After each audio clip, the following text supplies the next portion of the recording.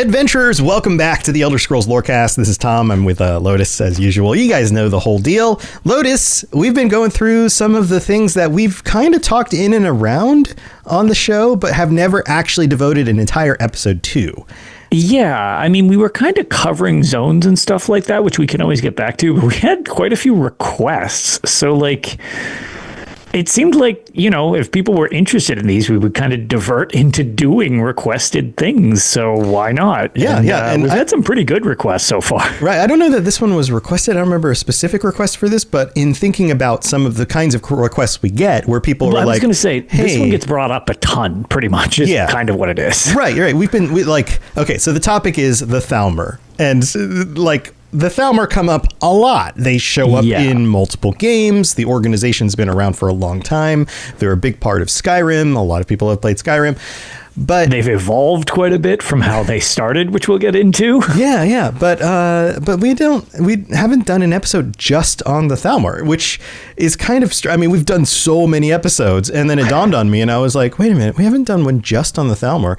And I messaged you. I was like, what do you think about doing an episode on Thalmor? And you're like, wait, we haven't done that yet? Yeah, I know. I literally was like, there's no way. And I skimmed through some of the things. I was like, holy crap, we really haven't? This is unreal to me that we didn't devote an episode to the Thalmor. Yeah. So we haven't. So I figured, hey, let's do it. And we're going to go. So now we're correcting that. Yeah, we're correcting. We're going to go all the way back to the origins of the organization, what happens over the different eras of the world, and then what they become, which is the version that most people are thinking of when they think of the Thalmor. Even the Thalmor in the second era are different. It's the same name, but the organization has kind of a different role. And then what they become later is much more sinister than what we see in ESO. Yeah, much more sinister and much more radicalized.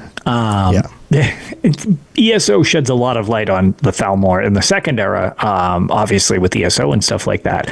But they definitely seem, we were talking about this beforehand on how to describe it. It's like they're much more, I don't want to say refined, but they feel more like a government agency as opposed to a nationalist group, except with these weird ties to their ideology type of deal, which is, it makes them pretty unique and kind of scary in some ways that they relate to real world wars that have happened. So yeah, all of the best fiction, especially fantasy, does this thing where it gives us a lens to see a make-believe world that then makes us turn back around and see our own world in a more, I don't know, knowledgeable light because of the similarities and differences. So here, let's get back to we're going to talk about it. We're going to go through each of the eras and what the organization was established originally to do, and then eventually what it became. But we have to go all the way back to early days, and we're talking about the Aldmeri, not Aldmeri, Aldmeri with the T, right?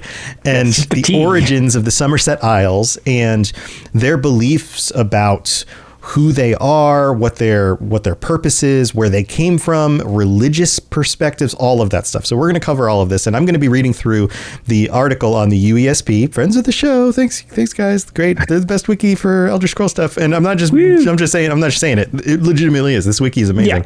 Yeah. I was going to say, don't pay any mind to the fact that they totally support my other show as well. yeah. You guys are together on that other show. And but I also say, I was going to say, they pair so well with the Imperial Library, who don't sponsor us because they're just great. That's true. Yeah. Great people all around. Wonderful community. All right. So let's talk about the first Aldmeri Dominion. It says here, the Thalmor began as an obscure Aldmeri council within the government of the Somerset Isles that was tasked with safeguarding Aldmeri heritage. So right off the bat, they were about safeguarding their heritage. And as we know, the Aldmer migrate to the Somerset Isles, and then they become the Aldmer, and they go through these divisions, and the Aelids break off, and the Chimer break off. There's this whole history with the elves all kind of going about and splintering off of this original group. So it makes sense that there would be an organization that would be founded on the Somerset Islands in order to preserve the culture and the history and the places that they came from. This is something that's very normal among most human civilizations, is hey, let's not forget our past. So that's where it starts off. And then it goes, with the ascension of Iren to the Aldmeri throne and the establishment of the first Aldmeri Dominion in the second era, 580, the Thalmor's role was expanded to become the executive arm of the Alliance, a bureaucracy that managed the Dominion's day-to-day affairs, investigate and enforce Dominion law, and liaised between its various local leaders and factions. So it goes from being like the Heritage Foundation, the like, this is where we are, this is our history, let's not forget it, to an actual like governmental body.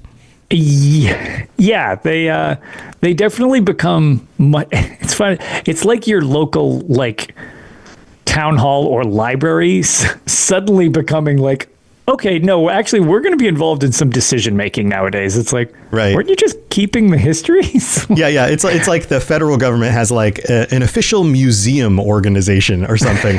And then they're like, we could use you to help manage and investigate law and make sure that, the different factions are communicating according to the belief systems that we hold to be, foundational for our heritage. You can kind of see the connection there. No, for sure. And it's just like, but it is an interesting shift that they go from, that they really weren't started that way. Right. It's a position that grew and heck, I mean, you look at world affairs, look at the way that our governments are generally in the West are kind of this balance between conservatism and liberalism. And there's this like swinging back and forth. Well, this is a conservative group because they're founded in the history of the people and who the people have typically seen themselves as being. And you can see how that would then grow out to be, okay, well, these are our beliefs. These are the things these are our traditions. This is what we believe. And so therefore we find that important. And we want to make sure that this is something that we build our laws around, that we build our communities around. You can see how that kind of gets extrapolated into that. Absolutely. So then it says, the Thalmor's inner circle served as Iren's personal advisors and included such notables as King Eredin, Cameron. Aridin. Yeah, I was going to say, it's spelled weird. Good luck on pronunciations. I suck at these. Right. Of the Bosmer and Lord Garesh Ree of the Khajiit, as well as a number of the other Bosmeri and Khajiiti nobles who were included largely as figureheads. So just like any leader, they have their like council, their established other important people that they surround themselves with. And the Thalmor Inner Council was part of that. So again, it makes sense. Right. So not too crazy. Natural progression. Right. Not too crazy yet. Yeah. They're now in this, like these three groups are all together, the Bosmer, the Khajiit, and then now they're like, all working together. And yet it makes sense. Iren wants to keep part of her perspective on the history. This is who our people are. This is traditionally what we stand for. And this is, it sets kind of a foundation. Makes sense. Some organizations that existed prior to the Thalmor being elevated into a governmental position were later controlled by or turned into direct divisions of the Thalmor. Two examples being the Fists of Thalmor and the Divine Prosecution. So now we can see that this is growing to become like it's as if their authority is expanding. And not to judge a book by its cover, but anything called the Divine Prosecution immediately starts throwing some red flags. Right. Or the Fists of the Thalmor. All of a sudden this feels a lot more aggressive. Sure. Yes. That's a good way of putting it. It's much more aggressive feeling all of a sudden. Right. It's less about like remembering our past and making sure that we make decisions with this understanding of who we are and more about forcing our perspective on others. Like, right. You can see how that can that pendulum can like very easily swing from one side to the other when you feel like remembering our past is no longer enough because people are forgetting it. So now we need to force our perspective on other people. Yeah, not great. Yeah, not great. Not great. All right, so let's move on. During the Second Aldmeri Dominion, formed in the Second Era, 830, the Altmer reconstituted the Thalmor as the new governing body of Valenwood.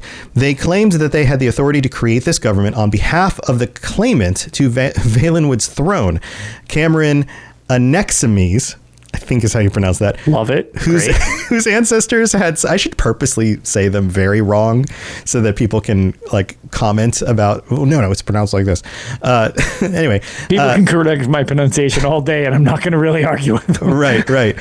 So Cameron Anaximes, whose ancestors had signed an ancient treaty with the Somerset Isles. So basically they're like, okay, Valenwood's throne should really be ours, and we're going to make this claim, and the Thalmor are now going to be the governing body over that, which also kind of tracks this idea of like their culture is different from our own, but we are going to extend our culture and force them to be more like us.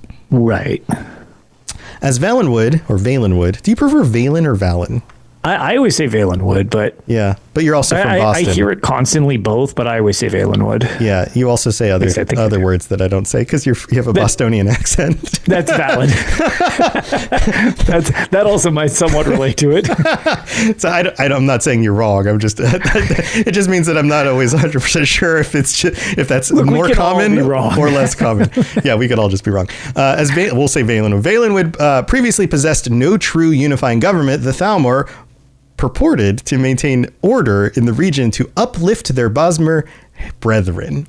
It's okay. So there's always a warning flag when your justification for forcing other people to do things is to uplift them. Yeah, we're getting kind of weird nationalistic at the expense of those around you. Right. It would be like doing your best friend's, I almost said breast friend, that's funny, your best friend's makeup and being like, best friend can be your best friend. Yeah, right. But you do their makeup and then you're like, now you're pretty. Right. And it's just like, is that a backhanded compliment? Wait a minute. What was I before? Yeah, it's like, what do you mean now? It's like, all right, thanks. Right. We need uplifting? What? It goes on. In reality, the formation of the Thalmor was far from an altruistic gesture. No duh. The Aldmer... No. Really. The Aldmer desired to control Valenwood because the region, along with southern Hammerfell, harbored various pirate groups which had long threatened the Somerset Isles. I love the piratey stuff that happens on the southern, like the southwestern parts of the map. Yes. And this idea that 100%. You've got these like Bosmer and Khajiit pirates, like especially cats being pirates is always funny to me because they don't like water. Yes, that is a valid point. So, all right. So they've got pirate problems. That's really why they want to control them. Fed up with the constant pirate attacks, the Aldmer hoped to secure the shores of Somerset for good by denying the pirates any safe haven from which to attack them. A significant figure with the second-hand Aldmeri Dominion, Andal Crodo, enforced a policy of non-intervention in non-Dominion lands, which few of the Thalmor sought to oppose. So they were like, cool with it. Yeah. Well, I mean, when you're benefiting from it, you're also less prone to seeing the problems with it, I feel like. So the fact that it's like, oh, yeah, this is good. They're not seeing it at the expense of those around them maybe quite as much. Mm-hmm. That's really my only guess. So it's like, oh, yeah, things are getting better. It's like, well, yes, for you. Right. Also, I think I switched Altmer and Aldmer earlier. So if you've been yelling, that's going to happen. If you've been yelling, it's the other way around. Aldmer is the older name. Altmer it always is the newer name. So it's one of those things. They sound so similar. Yeah, it's one of those I have to remind myself about because words, as if you haven't been able to find out, if you haven't noticed this yet about me on this show and any of my other shows, words don't stay in my brain very long. So concepts, great. Words, not so much. So it's actually flipped. Anyway, the Thalmor was dissolved a short time later when Tiber Septim brought Valenwood into his empire. So We've talked at great length about Tiber Septim, the conquering of the empire and all of that. It makes sense. The empire basically takes over these regions and ends whatever political strength that these organizations originally had. Basically, they're like, okay, things are not going to work the way they used to. We're going to define how things are going to work. And so these organizations more or less just disappeared. Right. Or that was kind of an iron rule at that point where it kept a lot of other groups in check for a bit. Right. But as you know, it's very hard to destroy an ideology. It's one thing to destroy individual people. It's another thing to dismantle an organization and saying, okay, well, this doesn't exist anymore. at least not in the way that it did previously. But an ideology is very, very hard to get rid of. Right, especially when people have adopted parts of it, even if it's not the whole thing. Right. And on top of that, just because you are saying officially this organization doesn't exist anymore doesn't mean that people aren't going to meet in private in order to try to further the original goals, or at least what they believe to be the current goals of that organization. Exactly. So, and again, this is another thing that you see in the real world. Like, it's very, very hard to just completely dismantle something. It's one of the reasons, one of the terrible justifications for genocide is, well, if we just kill everyone, then nobody will be left with that ideology. Right. And it's like, it's not necessarily how any of that even works. So, like, the principle that this horrible act is predicated upon is already faulty. So right. And on top of that, even if you were to kill all of the Aldmer, it doesn't mean that the ideas would disappear. You'd have to, like, that's why book burnings happen and book bannings happen, is in order to try to fight back against an idea. But those ideas can still exist. They can still linger. You're not going to find every document. You're not going to find every person who remembers what that thing was and passes on that knowledge in the future. It's very, very hard to kill an idea. So now we get to move into the third Aldmeri Dominion, because of course the Empire doesn't stay, all powerful forever. No, they weaken a bit. Just a skosh. Just a skosh. That's just a skosh. So we've moved now from the events of the second era in ESO into the third era, and we get to talk about the Oblivion Crisis. So sometime prior to the Oblivion Crisis in the third era, 433. So there's about 400 years that pass from Tiber Septim to the Oblivion Crisis. The Thalmor resurfaced as a radical and xenophobic political movement that espoused the absolute supremacy of elves over all other Tamrielic peoples.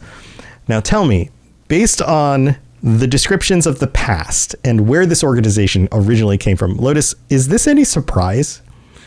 No. This is this again, we're talking about, how things connect to real world. Now you've got the whole this ideology that we were just talking about was kind of like squashed down with the group of them. And then what a surprise, they become more radicalized. Right. They are now the absolute victims of the Empire. Right. So they get more radicalized. And then when they are able to start to form back again as the Empire weakens, you have an exponentially more radicalized version of the thing that you tried to destroy originally. And as Weather puts in chat, and so it begins. Yeah, and thus it begins, LOL. Uh-huh. Yeah, so it makes sense. I mean, again, this is something you see. Like, you take a group and you try to extinguish them, and they don't forget that. And then they harbor that, and then they villainize the group that tried to extinguish them, probably for good reason, because they murdered and destroyed in order to achieve the things that they wanted to achieve. So from the Altmer's perspective, from the people who are now radicalized, the Empire they're the villain. They're the villain of the story. They took their lands and they kicked out the people from Valenwood. They didn't ever really get Somerset Isles, but they stomped all over things. They led a war for years. They brought the Numidium into it. I was going to say, it's really it's kind of hard to argue when it's like, well, when reviewing history, we brought in a giant death robot, and that's how we quelled our enemies. It's like, oof. Yeah, it's kind of hard to argue that that's not somewhat nefarious. Yeah, look at it from the Thalmor's perspective in this instance. A man rises to power, wields a weapon of mass destruction against them on their home soil, claims that they now control that area, murders through war and all these other atrocities many peoples, probably millions of peoples. I don't know if there's actual numbers on this, but creates all of these atrocities. And then after all of that, the people who were following this man claim that he is now a god. Yes. that would be super insulting if you were an Aldmer, right? Like, you know like, who the Divines are. You know who the Aedra are. You claim to have descended from them. And now somebody does terrible things and claims they are among them as a god because they did terrible things. This is one of the things is they are like part of their thing is that they are direct descendants, and this all of a sudden it's just like, yo, I'm also one of them descendants. It's just like, no, you've just been teeing off on us for a while and taking all our stuff. So a little vengeful. I could definitely see a little bit vengeful over that. Yeah. No. So it kind of makes sense. Now, I'm not saying either side is justified in wanting to destroy and murder the other. Absolutely not. I'm not saying there's any real justification for terrible actions, but what I am saying is you kind of understand where they're coming from, at least. Well, and that's the point of this, is to understand like how they formulated. Like, spoiler alert, it's hard to pick sides in the Elder Scrolls because everybody is a different shade of awful. Right. Yeah, and Hercene, when chat puts, it was funny, Hercene saying this, Talos is a god, change my mind. Right. And that may or may not be true, but ultimately it doesn't matter because what matters to the Thalmor is their perspective of what is true, right? Like, and this is another real world thing. The actual facts of reality usually have way less to do with what motivates us to action than what we believe reality is or what we want reality to be. Those are the things that spur us to action. Those are our ideologies. Facts generally don't motivate people as much as emotional beliefs. Which is awkward. But it's part of human nature, right? It's 100% the way things go. It is. And sometimes that's for good, like sometimes that makes good results. Sometimes it makes terrible results. It's just the nature of being human, you know? Well, that's exactly it. It's a very humanized thing where it's like people are not generally rational in a lot of situations. It takes an extra level of patience and thoughtfulness to think that out rather than go with like your immediate reaction, because most of the time you will have a reaction. And in this situation, the Thalmor start kind of going on the like, okay, this is the natural reaction to this, so you know they can play into it, and you'll get followers that way. Yeah. Well, they're giving them, these are defeated people who are being given a purpose and being told that not only did their enemies blaspheme their gods, but they themselves are descended from gods, and that they can take that back. Without getting like overly historical relevance to this, this has a lot of strong ties to Germany following World War I going into World War II. Like, it's like got a lot of parallels about how like the idea was like, man, we had to pay a lot of reparations for all of this, and in this situation, it was like, man, we got wailed on pretty hard. It's like we've not been in a good place for a while. It's kind of I like the feeling that hey, maybe we're not so bad. This is maybe we do deserve some stuff. Right. Except if that's misdirected. Yeah, it can be wielded for bad ends by an individual who does not have the same intentions. Just, as it was mentioned, not just altruistic. Right. Then it starts getting sketchy. Yeah. There are other similarities with Germany. For example, I believe it was before Germany invaded Austria, they got a document was signed off by 96 of the most prominent religious leaders and theologians. These would have been Christian religious leaders in Germany, saying that they believed it was God's will that Germany take back Austria. Which right, like with it, generally that's how this stuff plays together, is some form of, it's not just a religion. Don't take this as like, oh, Tom hates religion or Christianity or something. Oh no, this is not the wielding on anything. This is just historical context to real life. It's the wielding of an ideology in order to motivate the populace and getting those people on board with the reasons why you're doing terrible things. It's the justification of the ends justifies the means, that sort of thing. This is just the thing that I really like about the way the Thalmor is designed.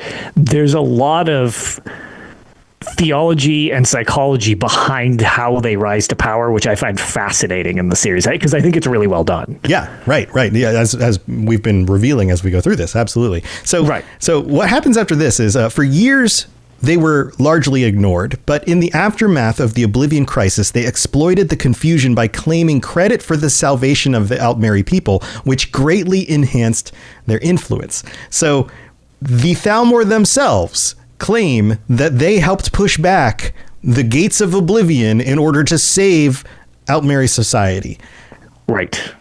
And this is another one of those things where you claim, oh, we did this, and nobody can prove you wrong, or nobody even really cares so much about proving you wrong as just being like, oh, thank you so much because we're in dire need.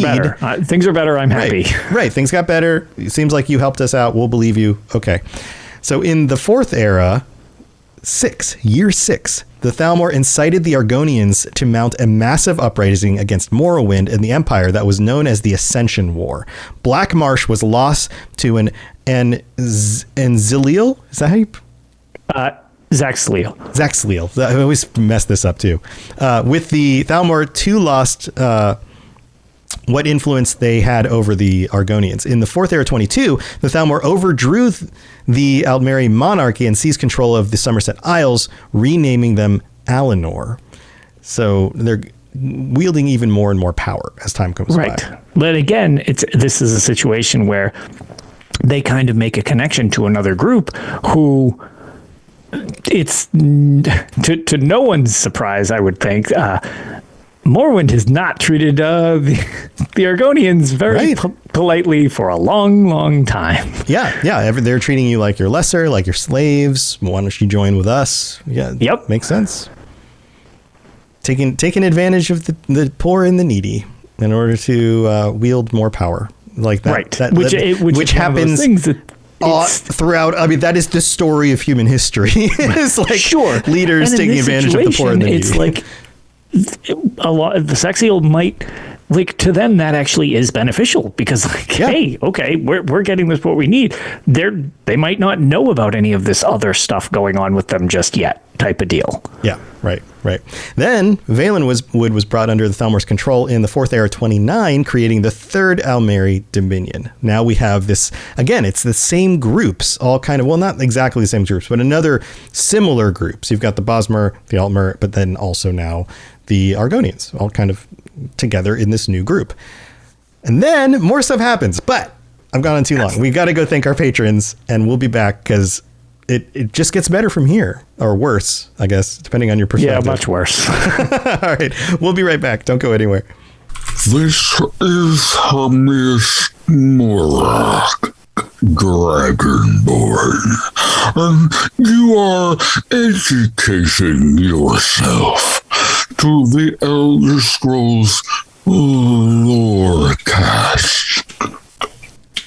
All right, welcome to our new patrons, patreon.com/Elder Scrolls Lorecast. If you'd like to join us for ad-free episodes, for a bunch of those early episodes that are only available on Patreon, for joining us for patron chats, all sorts of things like that. In fact, our patron chat is coming up next week, but we can't do it on Thursday because that's Thanksgiving here in the U.S. So instead, we're going to do it on Tuesday night, the 26th at 9 p.m. Eastern. So come join us for that if you are signed up at one of those tiers.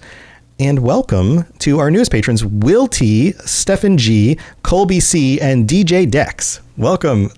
Thank you for joining us. Hope you're enjoying all the stuff you're getting. Also, we have to shout out our Daedric Princes, Blinding Vision, Hirsine, Just a Little Bit of Chaos, Kira C, and Peter R. Thank you so much for all of your support, and to all 136 of you, thanks for being here. We really do appreciate you. Yeah. And if you'd like to help us out in other ways, you can leave a 5-star review on Apple Podcasts. Leave us some words on there. We'll read them out. Drop us a 5-star review on Spotify or whatever other podcatcher you're listening to this on. Or, just tell your friends. Share the show with other people. If you've got people you're playing ESO with, or just, love Skyrim or interested in the lore, any of that stuff is absolutely super helpful. So thanks for all of the support. And I think that's it. Oh, there is something else. Lotus, did you know Patreon's doing this new thing where you can gift subs just in time for the holidays? So no, actually, yeah, it's a brand new thing. We should have probably mentioned that beforehand because I actually had no idea that was a thing. Yeah, it's a brand new thing. Sounds like a terrible ad read. That I'm like, oh my god, that's so surprising. I have no idea what you're talking about. Yeah, no, it's a real thing. So, like, if you have a friend who would love having a subscription or would love to be signed up in order to be on one of the tiers, you can decide what tier they get. You can decide how long you're going to sign them up for. So, if you want to make sure they stick around long enough to get one of the T-shirts, or join us in a patron chat, you can sign somebody else to join us in a patron chat. Bring a buddy with you, that sort of thing. You could totally do that.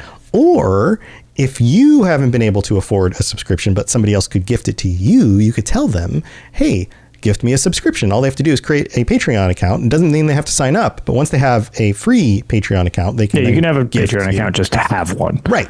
And then they can just gift you a subscription, which would be super cool. So it'll help us out, but hopefully it would add some more people to the community and all of that. So that's an option. But thanks everybody for the support. Let's move on with the rest of the show. Here we go. You're listening to the Elder Scrolls Lorecast, dear child of cities. That is why the Night Mother loves you. All right, so we get the reformation of the Third Aldmeri Dominion, or the formation of the Third Aldmeri Dominion, but the reformation of the Aldmeri Dominion. And then we get this. The Night of Greenfire occurred in the Fourth Era 42, when the Thalmor attacked Altmer dissident refugees who had fled persecution in Alinor and were living in the city of Sentinel in Hammerfell. According to a Legion officer claiming to be an eyewitness, there was an explosion of magic in the refugee quarter, where Thalmor mages were attacking the Altmer dissidents, who, in turn, were resisting with magic of their own. So it makes sense. A bunch of Altmer fighting each other, shooting spells at each other. They're all very magic-y, right? Running to the scene with other legionnaires who were stationed there, the eyewitness found the entire refugee quarter a smoking ruin, and that everyone had been slaughtered. This night appeared to have been part of a broader effort by the Thalmor, whose agents harassed the refugee communities in Sentinel and Balfiera, were somehow involved in elsewhere, funded insurrection groups, and were connected to a pattern of murderers where the victims were all of mixed blood or had associations considered by the Aldmeri Dominion to be, get this, unclean. We've got racial cleansing happening. Yep. Now we've gotten real radical. Now we're getting real racist. In the Fourth Era 47, Prime Minister Hyrim made a secret trip to Blackmarsh to negotiate with the, let's say, how do you say this again? Anzalil leaders. Anzalil. That word is always weird. Yeah, Anzalil, Saxalil, they're all very leaders supposedly to propose an alliance against the Thalmor. Now they were like, okay, Argonians, we need to go against the Thalmor. Intendant Merrill of the Penitus Oculatus had Colin Oculatus. I've heard that one enough in game. That's the only reason I know how to pronounce that one. All right. Oculatus had Colin Weinben investigated if the Thalmor had summoned Umbriel, but he could find no evidence. Umbriel is a whole other thing. The books, the novels, we talk about this on occasion, goes into Umbriel, all of that stuff. We're not going to do that here. Maybe that's something else we cover in a future episode. The Elsewhere Confederacy voluntarily dissolved and reformed the ancient kingdom of Anakina and Palatine in the Fourth Era 115, which then became client states of the Thalmor. So now you've got the reorganization of Elsewhere to the original two areas as they were originally known historically, and they've now, as the Khajiit, signed up with the Thalmor. So their power is growing. Yeah, they're definitely, they're sort of collecting those that don't have that have been downtrodden already. They're suddenly being scooped in, and it's becoming part of the hey, things aren't great for you either. I bet they'd be better if you worked with us. And it's like, oh no. Yeah, let's all group up and hit back at the terrible masters who have been abusing us. If things aren't good, maybe they'll be better with us. You won't know until you try it. Right.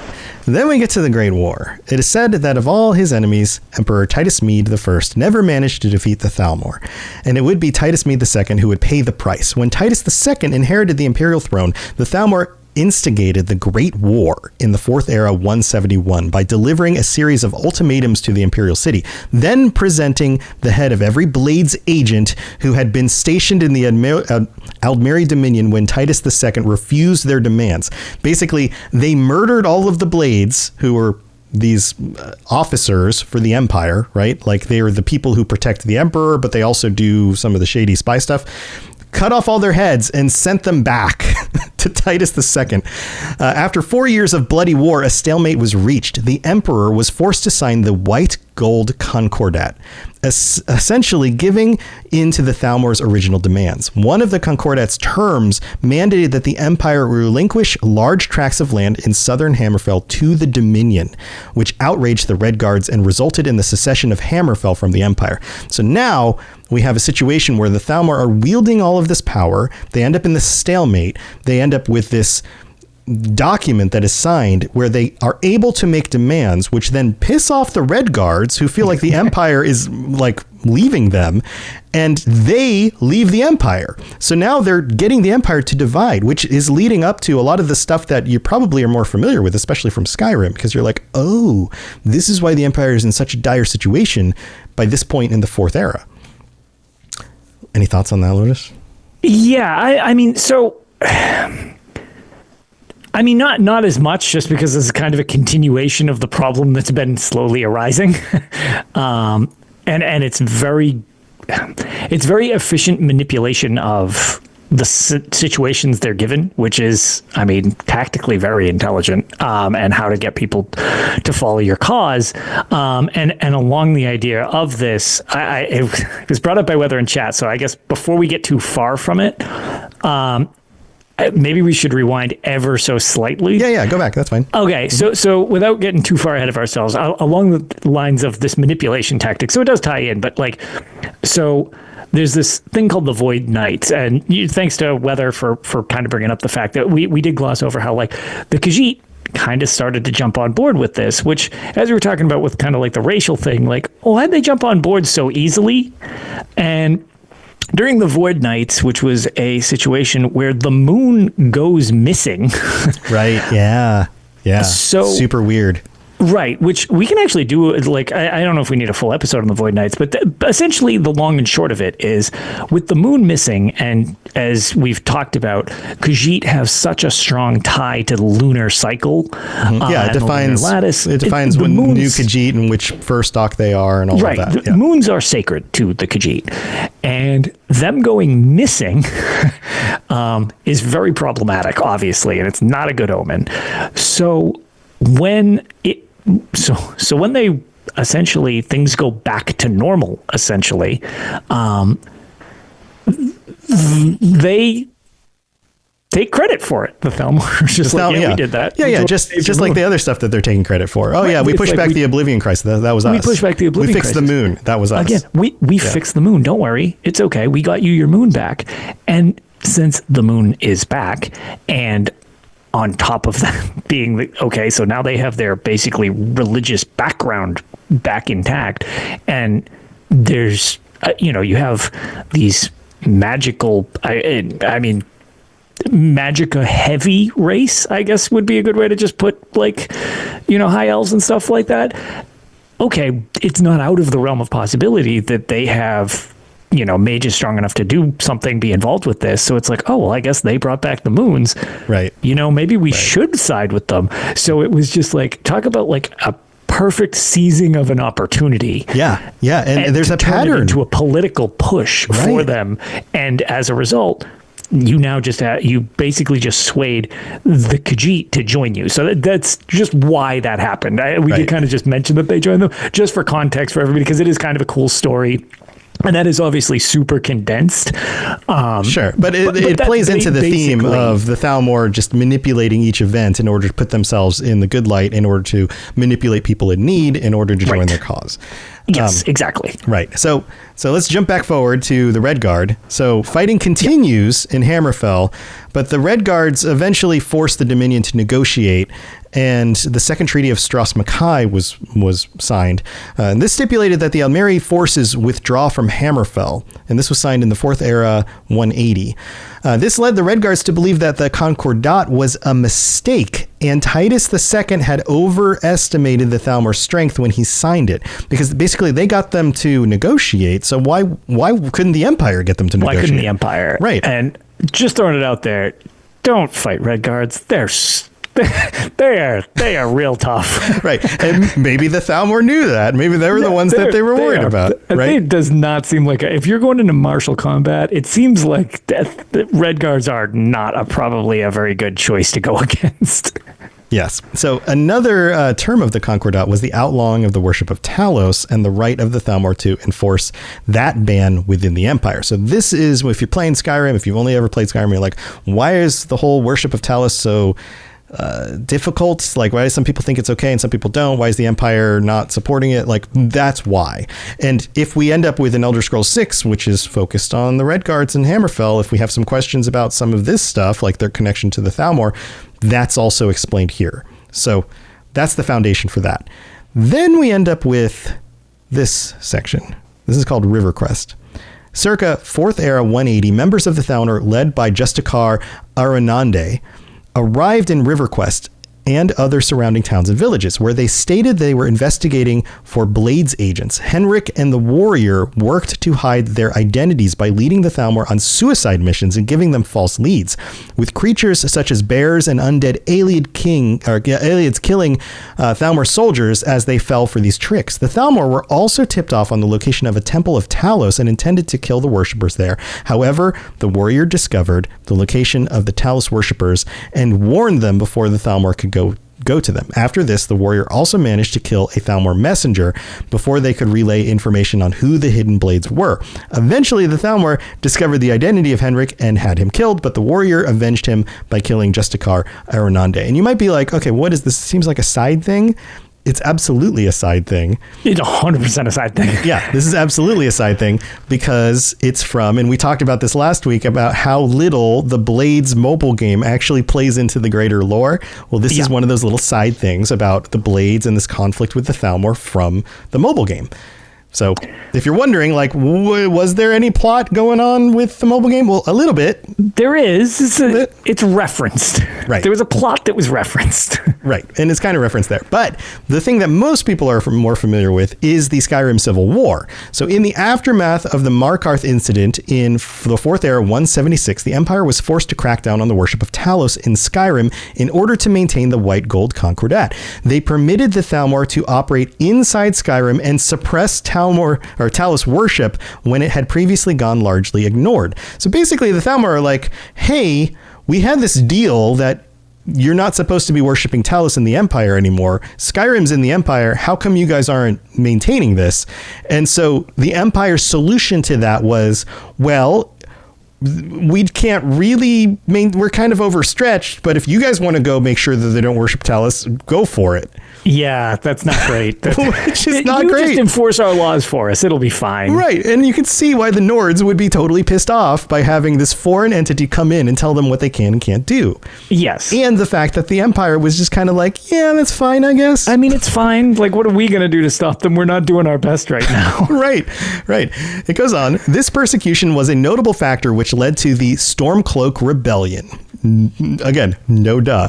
By the 4th Era 201, the Thalmor were well aware that Talos was especially revered by the Nords as both a god and a folk hero, were using the Concordat as a justification to carry out a campaign of persecution against Talos worshippers from their embassy in northwest Skyrim. Their branch in Skyrim at this time was overseen by Elenwyn, and they have been known to secretly capture and imprison any Nords who questioned their doctrines or beliefs. As of that time, there were reports indicating that Thalmor Justicars, or Judiciars. So I was going to say, so I always say Justicar, or did say Justicar. I've heard it pronounced in-game Justiciar. Justiciar, openly expressed. So I'm going to assume they know better than me, because I used to say Justicar, but the game pronounces it Justiciar. Justiciar openly expressed hostility towards the Nords, with many individuals advocating for a genocidal agenda. It is believed by important figures within both the Dominion and Empire around this time that the Thalmor were preparing for a second war. And that's where our story of the Thalmor ends, and why there's so much speculation about what's going on with them and what else they're going to end up doing if we continue the timeline into Elder Scrolls 6. Right. And at this point, they have amassed a lot of power. Like, they are now a formidable threat to basically just any opposition, not even a specific opposition in Tamriel. It's just kind of like, now we're going to run the show. Like, and this is what we want to do, and it's become an actual issue if somebody is going to fight back against it at that point. Right, and you can see how the Empire has just kind of like rolled over and let them do whatever they want. Yes, the Nords are not happy about it. Very lame at this point. Like they really just don't have the capacity to do much to fight back. Right. They're pretty much just, ever since the White Gold Concordat, they have been beaten down pretty bad. Yeah. So I mean, we speculate about the next Elder Scrolls game all the time. We've been doing this for years, but I'm 99.9% sure that the Thalmor are going to be a part of that story. So it's interesting. I would largely agree with you, especially maybe not like the primary focus of the story, but maybe not. Just like in Skyrim, a significant portion of the story. Like the primary story in Skyrim is Alduin and the Dragon's Return, right? But then you have this secondary story about the Civil War, and then you have this connection to the Thalmor and why they're important having to do with it. Overall, I'm inclined to agree with you. I think it would almost be interesting, just because sometimes the time jumps can be big. A lot of times they're close together, but one thing I do love about this series is they don't always show you everything. Sometimes you just get a recounting of major events that happen. So between. Are you saying, what if we jump another few hundred years into the future and the Thalmor is the Empire? Either this Thalmor is the Empire, or something happened along the lines. So did they make a push for power, but then got blindsided by this other group, and now this new group ended up taking power? They push into Hammerfell, and the Red Guards reclaim their ancestry and sword singing and have pushed them back. It was like a huge setup, and it was just like, oh no, the sword singers actually were here this whole time and cut down all of the Thalmor, totally embarrassed the Empire, and now it's just like a Red Guard. That would be freaking amazing if the Red Guards were like, hey, we get the political climate here. We're just going to be quiet. We're just going to hold back and build up our power and refine this ancient skill that we have, so that when we do have to fight back, nobody's going to expect it. That would be really cool. That's what I'm saying. So it would be interesting if we jump past this conflict, because I feel like, and I'm not disagreeing that I think this will probably be where it goes. The main thought seems to be that since they have been set up like this, that they will be the next threat going on. Right. It does seem like we're getting to this climax of them being the big bad. Do you think, if that doesn't happen, people will be pissed off that it doesn't happen? That we don't actually see it on screen? So here's my thing. I think one thing about the storytelling within Bethesda games, I'll make this blanket statement, and people can disagree with me or agree with me if they want. Everyone always agrees about blanket statements. That never creates any controversy. They have simplified the storytelling in Bethesda games recently, and it's a critique that they get quite a bit, and they kind of tried to adjust it a bit with Starfield, I feel like, but it didn't necessarily expand as much as they seem to want to have it expand, especially with Shattered Space expansion, from what I've heard. Yeah, it still feels fairly surface, and they also don't really just so the explanation for things are kind of just. I feel like they would not stray from that writing style that they've been trying to do, where it's a little more obvious, straightforward, which doesn't necessarily mean bad, but it does mean like a little bit predictable in a lot of ways. The series, I feel like prior to that was not so much that. So I don't know. Yeah, I have to wonder. I think it would actually kind of pay homage to the roots of the series pretty well if they were to just be like, yeah, so we were building this. Here's basically some of what happened. And now the next game actually is the consequences of this whole huge mega event that you didn't participate in. You didn't matter to this event. But lots of stuff in this series happens without you needing to have your input. That would add a lot of depth. Also, the only other games we've had since Skyrim that continue an existing story are Fallout 4 and then Fallout 76, which is like a prequel. Right. And I could not have predicted those storylines. I would not have been able to predict the storyline of Fallout 4. Like, okay, it makes sense when you look backwards on it and you go, true. Oh, the Brotherhood has become more extreme and they're more like this. And there were hints about synths in Fallout 3. And so they've expanded that story about what synths are. But I wouldn't, like, if you had asked, if we were doing this podcast a decade ago. Would you have said something like that? And you were like, what's going to happen in Fallout 4? I probably would not have, definitely would not have predicted the storyline. I also could not have predicted the storyline in 76 either. Sure. So I think maybe what I mean by that is maybe I didn't. It's that the stories are a little more straightforward in a direction. Yes. Yeah. They're less like windy. Right. And I feel like that would open up a lot of gray area, which the series excels in. Of all this, like, okay, what actually happened during this? Because we never experienced Red Mountain blowing up and nuking Vardenfell. Right. It just happened in between games. Right. So Morrowind was stronger because those crazy things happened in the past, and it was the reaction to those things that we were seeing play out. So it's just like, I think it would just be an interesting twist going forward if they didn't. Like, it seems like that's where we're going. It would be quite the misdirection if that's not where we're going. And we just pick up on so anyways, all this happened while you were gone in the 20 years plus. Right. Oh my God. I don't think you're wrong. I think that could happen. I think there will be something significant that happens between Skyrim and Elder Scrolls 6. There will be things that we do not experience. They're also a great antagonist, though. Like, so it's hard to argue that would make for a pretty cool war scenario in game. Well, here's like counterpoint to that is Bethesda really loves having factions that are not just black and white, but are gray, right? So very much so. Having an absolute, even Alduin is kind of gray. Like, maybe he's supposed to end the world, and we're. Well, I was going to say the big thing is, did we screw stuff? Right, we've talked about that in the past. Yes, so it's like, was that not the right call? Like, should we have let this Kalpa end, or did we really screw things up by dragging this Kalpa on? Is it like now outside the realm of what should be happening? Right. Aside from like Molag Bal and Mehrunes Dagon, like those are typically the darkest, like most just obviously evil. We've talked about some other Daedra being maybe worse, but we don't really know. But so the ones that we do know, those are the most black.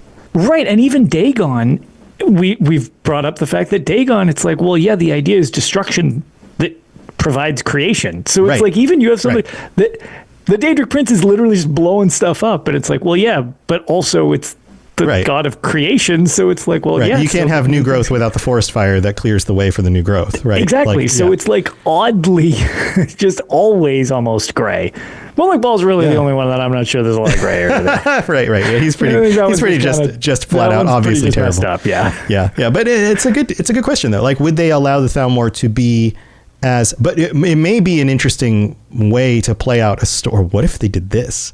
What if there's a very strong argument to be for the Thalmor at the beginning of Elder Scrolls 6, right? Like the beginning of Elder Scrolls 5 in Skyrim, there's this whole, like, you're sitting there, they think you're one of the rebels. And so I feel like the Empire is about to behead you. So the impetus there is, probably you should side with the rebels because the Empire seems like they're bad guys right now.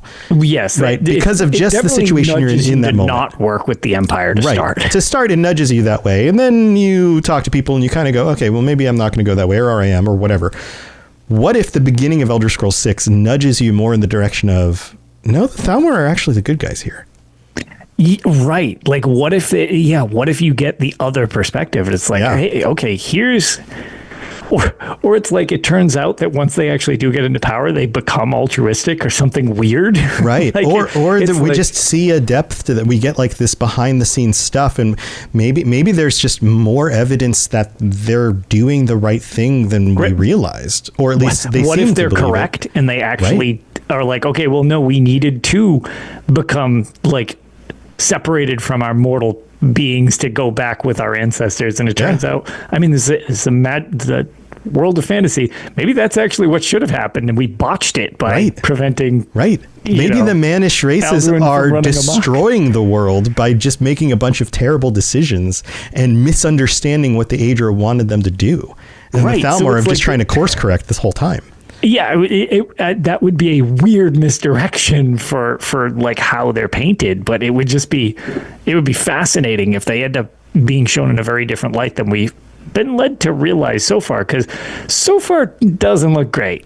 Right. And that would be fun. That'd be a fun little twist, a little flip. I'm sure there will, no matter what. And somebody said this in chat. Was it Weather Dragon? Yeah, I was going to say, no, some people are going to get pissed off no matter what. Pissed no matter what. So it doesn't... I wouldn't. Some people are going to be mad about the next game, no matter what, and they're going to say, "I beat it in 12 minutes," and I want my money back. Whatever. Yeah, but like, I wouldn't design the game around being fearful of what is going to piss people off. I would design the game around what is going to be a really interesting, engaging story. So hopefully that's where they're going. We'll have to see. But there you go. We've wrapped up the Thalmor, why they're important, their history, all of that stuff. I hope this was informative and entertaining for all of you. Lotus, you have anything going on you want to share?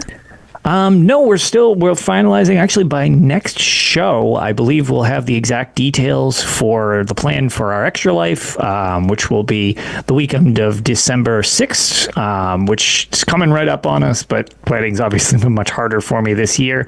Gonna have a lot of fun. UESP is going to be there supporting us with giveaways like we always do. I'll have some of my own giveaways. And, even if you just want to come hang out with us, watch us play some stuff, I plan on playing Daggerfall because I'll have some time dedicated to it, so I'll be able to get back to it. And then obviously some Elder Scrolls Online, but it's just kind of a long day of Elder Scrolls related fun for a good cause. So feel free to come by, hang out with us. It'll be me, Ark, Promethean. I actually believe if I can be involved, I will. I still have to figure out what's going on with. You're still working on trying to figure it out. Crown Esso is actually going to be joining us too toward the end. I actually think Dave, who's the USP founder, he's going to join the chat for a while and stuff. So it should be a fun time that weekend for a good cause. So feel free to come join us for all that. Even if you can't donate, that's totally fine. I understand money does not grow on trees. So absolutely. That's part of it is just having fun and getting the community together. If you can donate to a great cause, please do. But if you can't and you just want to be part of the fun, absolutely join in. It makes people sometimes don't realize that it makes it enjoyable for us to do because of that. It makes it a lot easier to go and continue on with this stuff. So it should be a super fun time. Like I said, I'll make sure to bring the details to the Patreon chat next time and let everybody know. So that's my next big project on the horizon. Very cool. I hope I can be involved. We'll have to see what happens with jury duty and how exhausted I am with whatever's going on with that. Or if I have to catch up on a bunch of episodes over the weekend of things I can't do because I'm stuck in jury duty. I don't know. We'll see what happens. This will be the third time. And it's just like, okay, haven't I done my civic duty, guys? Am I done now? I guess not. But yeah, come join my stuff. You guys know where my other shows are. Lord of the Rings Lorecast, the Fallout Lorecast, the Mass Effect Lorecast. Those are in this show are my current shows. I've been brainstorming some new things to maybe do in the future, so we'll have to see. I'll keep everyone posted. Robotsradio.net for stuff. For live streams, twitch.tv/robotsradio. I jumped into Stalker 2 yesterday on stream for a little bit. I don't have a regular schedule, but I always enjoy being able to hang out with the community. So please come by and visit me if you happen to see me live. It makes my day to just be able to hang out and chat with people, especially because I work from home by myself all the time. So being able to actually have people to talk to while playing some games really does make my day. So I know I don't stream all the time, but if you do see me, that means the world to me. So thanks for doing that. And Lotus and I will be back next week with our patrons on Tuesday night. So come join us if you can do that. And I guess we're coming up on Thanksgiving week. I know some people will be on vacation and stuff. So hope you have a wonderful week. Yep. And we'll see you next time. So until then, you know. Oh, wait. We need a page. Random page. You're right. Oh my gosh. Other than having to do our 2 times one. And there's your scene, the Lord of the... Lord of the random page here. To keep Lord of the random page. Oh, I always forget. I almost prepped it ahead of time, and I was like, nah, I'll remember. And then I always forget. All right, so here we go. This one's a real short one. I hit the button. Online, this is from Elder Scrolls Online, under the creatures section, Theos. Theos is a hot pepper bantam guar who can be found in the master bedroom of Sergius Sosia's manor in Necrom. He's one of those little fire baby guar guys. Chicken guars. Little chicken, little fire chicken. I call them fire chickens because I got one that follows me around. Yep, there you go. His name's Theos. That's a nice simple one this week. He just hangs out. Yep. He has, and this is a fun little stat. Guess how much health he has? 1? 1. He has 1 health. How do you know you play too much Elder Scrolls Online? How much health does this Bantam Guar have? 1. 1. Just 1. That means like if he stubs his toe, he's just dead. It's just like, yeah, he can only make it down 1 step at a time. Otherwise it's lethal damage. Right. Oh, I ate something bad. Dead. I farted too hard. Oh, dead. He shoots fire out of his butt. He's like a fire chick. Anyway. All right, there you go. Stay safe out there if you have a fire chicken. Don't accidentally explode him in your house. We'll see you next time. Bye, everybody. See you later. Thanks for tuning in to the Elder Scrolls Lorecast. Check out robotsradio.net for more podcasts just like this, and join us on the Robots Radio Discord. Be part of a community of over 5,000 people who are excited about video games and so much more. Robots Radio. Games, lore, stories, community. Just press play.